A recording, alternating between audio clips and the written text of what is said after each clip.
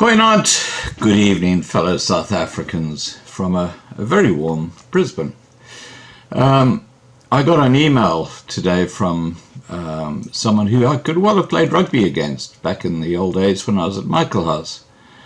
And, these are the sort of emails that are so important to cover and include, because they tell stories about what's actually happening, what's happening in South Africa is impacting people. And this fellow, his name is Rod. Hi, Rod. Here's a shout out to you, buddy. He says, "My name is Rod, and I wrote to you some time ago saying I played rugby against Michael House back in the day. I was from Jeppe Boys High in Johannesburg. Anyway, that is all irrelevant to what's happening right now. I have a simple message to convey to you and subscribers, and that is that I'm so desperately sorry for you and all our compatriots, past and present. Much like you, I recognize areas of South Africa which were my home and stamping grounds.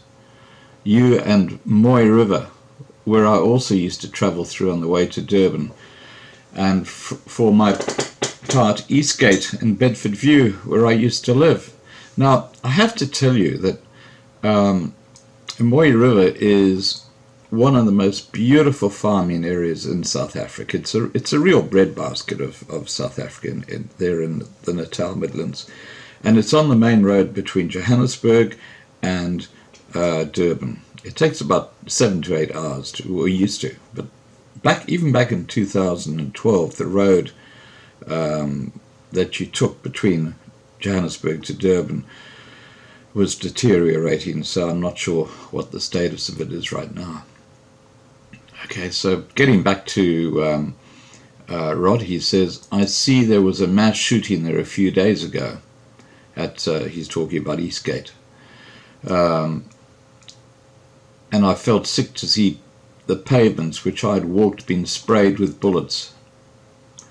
I live in New Zealand in a tiny town of 3,000 people, and I feel so alone. My lady passed away, and all that remains for my legacy is being destroyed back in my home country, South Africa. What you are feeling is felt by me with just as much grief and bitter sadness. There is little consolation to anyone, but if anything, it is a small comfort to know that I feel a kindred spirit with you as I see you express your grief. I say again, I'm desperately sorry for what is transpiring in our former country, and the tragedy is that people who don't understand what it is really representative of the situation are not listening to the desperation and gravity of the plight of the whites who remain there.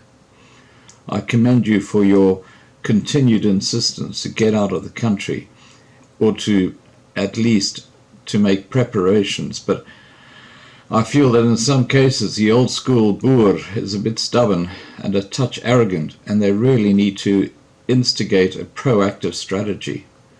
I'm not being critical because I'm not on the ground right now, but the likes of Saitlanders seem to be inactive, and the people who represent them. Like Simon Roche is always talking about visits to the USA where he meets with so-called important people, which he refuses to introduce. Playing secret squirrel games is not getting any traction with the desperate and needy whites. Anyway, that is just an observation, so I can't mouth off too much. I have 18 family left there. I had 20 last week. 2 have been abducted and have been missing for 8 days. My gut feeling is that they will never be seen again. You can just imagine my frustration and trepidation. I am very angry and distressed. Scott, try and take it easy as I am right now. I imagine your frustration, and I'm having to curb all temptation to stay passive and not get any fancy ideas of going over there to make waves.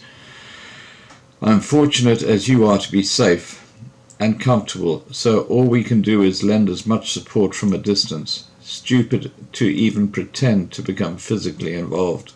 That would be total suicide. Sorry for all this lamenting. I hear you. I admire your tenacity, and I wish you and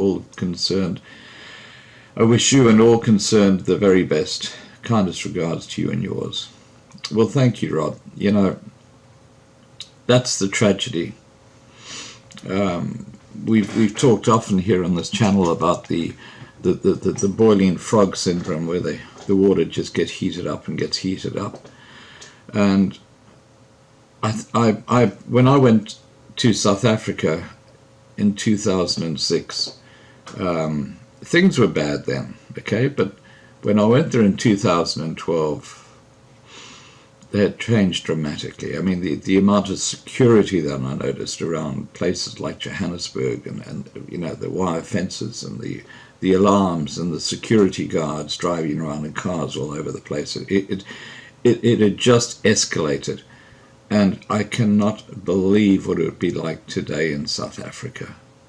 You know, when you look at what's now happening on the streets of Durban, I've got a photo which I'll attach, which was sent to me by one of my regular emailers.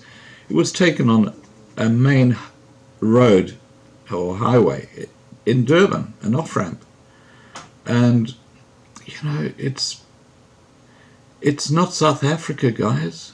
This is not the South Africa I knew, and that's what I find so desperately upsetting. And the tragedy is that black Africans are destroying themselves.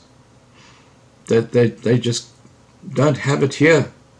They can't see that what they're doing is it's worse than shooting yourself in the foot. It's like shooting yourself in the heart, because you're getting rid of what is sane, what is left that is sane in South Africa, when you target the white population, and you know, it's just awful.